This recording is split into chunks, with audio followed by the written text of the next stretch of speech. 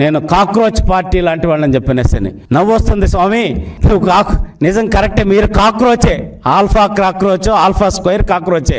మన వంటగదిలోకి దూరి దొంగతనంగా మన పదార్థాలన్నీ తింటుంటే ఆ బొద్దింకలని ఏ విధంగా హిట్ కొట్టి చంపుతామో ఆంధ్రప్రదేశ్ రాష్ట్ర ప్రజలు కూడా నువ్వు కాక్రోచ్ లాగా దూరి 2019లో 19 నుంచి 24 మధ్య రాష్ట్ర వనరుల్ని ప్రజలందరినీ దోచుకు తింటుంటే 2024లో ఓటు అనే హిట్ కొట్టి నిన్ను 11 సీట్లకు కొట్టి ప్రతిపక్ష హోదా కూడా లేకుండా చేశారు.